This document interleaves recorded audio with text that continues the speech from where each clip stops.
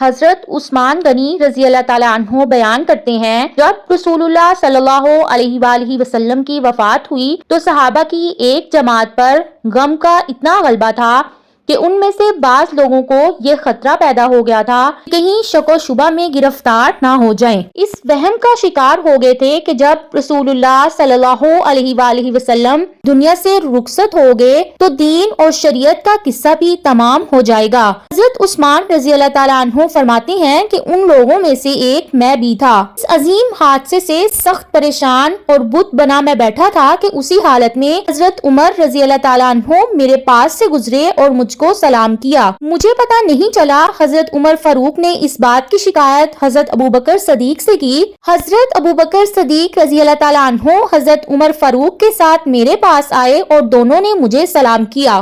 حضرت ابوبکر صدیق رضی اللہ تعالیٰ عنہ نے مجھ سے پوچھا، تم نے اپنے بھائی عمر فاروق کو سلام کا جواب کیوں نہیں دیا؟ میں نے کہا ایسا نہیں ہوا ہے۔ حضرت عثمان فرماتے ہیں کہ مجھے قطعاً اس بات کا احساس نہیں ہے کہ آپ میرے پاس آئے اور نہ ہی یہ کہ آپ نے مجھے سلام کیا۔ ابوبکر صدیق نے فرمایا کہ حضرت عثمان غنی رضی اللہ تعالیٰ عنہ سچ فرماتے ہیں۔ ابوبکر صدیق نے کہا، معلوم ہوتا ہے کہ کسی خاص وجہ نے تمہیں اس سے باز رکھا ہے، ہو سکتا ہے۔ انہوں نے پوچھا وہ کیا ہے؟ میں نے کہا کہ نبی کریم صلی اللہ علیہ وآلہ وسلم کی وفات کیا کم صبر آزما تھی؟ یہ بھی غم کھائے جا رہا ہے کہ جب آپ صلی اللہ علیہ وآلہ وسلم اس دنیا سے تشریف لے گئے لیکن ہم آپ صلی اللہ علیہ وآلہ وسلم سے یہ دریافت نہیں کر سکے اس معاملے میں، یعنی عبادت میں وسوسوں کا پیدا ہونا، شیطان کا بہکانا یا دوزخ کی آگ سے نجات کا ذریعہ کیا ہے؟ حضرت ابوبکر صدیق نے فرمایا کہ تم غم نہ کھاؤ،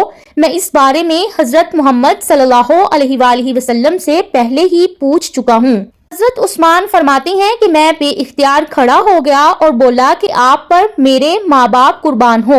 حضرت ابوبکر صدیق نے فرمایا، میں نے عرض کیا یا رسول اللہ، اس معاملے میں نجات کی صورت کیا ہے؟ تو نبی کریم صلی اللہ علیہ وآلہ وسلم نے فرمایا، اس آدمی نے خلوص دل کے ساتھ کلمہ توحید کو قبول کر لیا جسے میں نے چچا ابو طالب کے سامنے پیش کیا تھا اور انہوں نے اس کو قبول نہیں کیا، تو وہ کلمہ اس آدمی کی نجات کا ضامن ہوگا۔